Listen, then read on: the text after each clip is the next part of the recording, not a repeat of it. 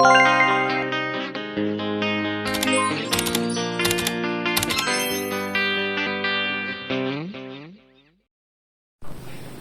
semuanya, perkenalkan nama aku Zakia Putri Widianti dari Program Studi Manajemen Fakultas Ekonomi dan Bisnis dari Universitas Swadaya Gunung Jati.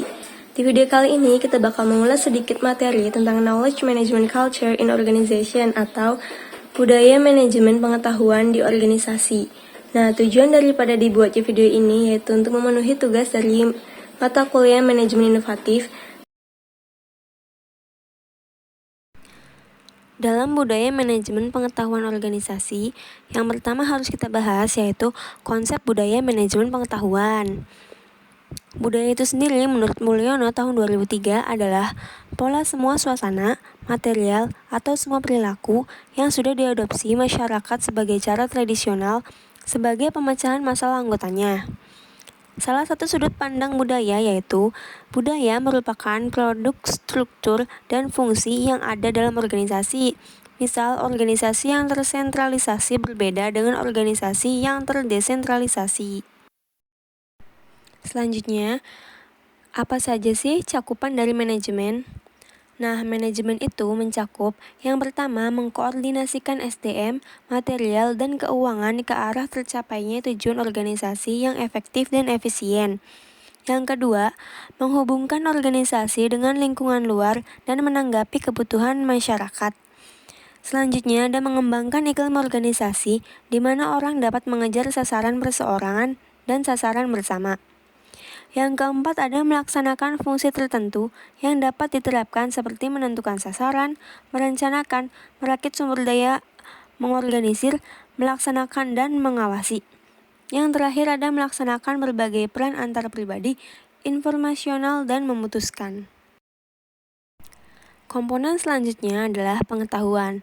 Pengetahuan adalah keseluruhan kognisi dan keterampilan untuk memecahkan masalah dengan kapasitas melakukan tindakan efektif, efisiensi, rasional. Budaya manajemen pengetahuan menggabungkan ketiga konsep, yaitu ada budaya, manajemen, dan pengetahuan. Secara konseptual, budaya manajemen pengetahuan bertolak dari anggapan dasar. Tahukah kamu bahwa manajemen pengetahuan itu berpusat pada manusia loh? Manusia sebagai individu mempunyai perilaku individu dalam organisasi membawa ke suatu tatanan, kemampuan, kepercayaan pribadi, pengharap, kebutuhan, dan pengalaman masa lalunya. Perilaku individu dalam organisasi menawarkan tantangan dan kesempatan bagi manajer, membantu dan memperbaiki kualitas individu dengan menunjukkan manajer bagaimana memberi kuasa orang-orangnya merancang melakukan perubahan dalam organisasi. Pengetahuan sebagian besar berada dalam kepala manusia dalam bentuk tacit knowledge, bukan di sistem informasi yang canggih. Salah satu pendekatan yang berpusat pada manusia dengan menumbuhkan budaya kondusif terhadap berjalannya proses dalam manajemen pengetahuan.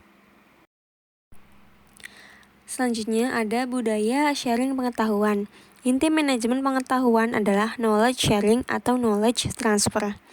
Karena melalui knowledge sharing terjadi peningkatan nilai dari pengetahuan yang dimiliki perusahaan. Seseorang yang melakukan knowledge sharing tidak akan kehabisan pengetahuan yang dimilikinya, tetapi justru melipat gandakan nilai dari pengetahuan bila sudah dimiliki dapat dimanfaatkan banyak orang. Budaya knowledge sharing merupakan budaya yang perlu ditumbuhkan dan dirangsang dalam perusahaan yang ingin menerapkan manajemen pengetahuan efektif. Selanjutnya ada unsur budaya sharing pengetahuan. Menurut Tobing tahun 2007, adapun unsur budaya sharing pengetahuan yang pertama adalah peran kepemimpinan berupa kemampuan merumuskan visi, keterlibatan langsung, pemberian dukungan dan advokasi.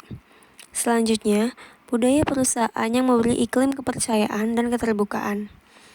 Nomor ketiga, adanya kemauan pimpinan organisasi untuk mempromosikan knowledge sharing dan kolaborasi. Yang keempat, perusahaan menghargai knowledge, pembelajaran, dan inovasi.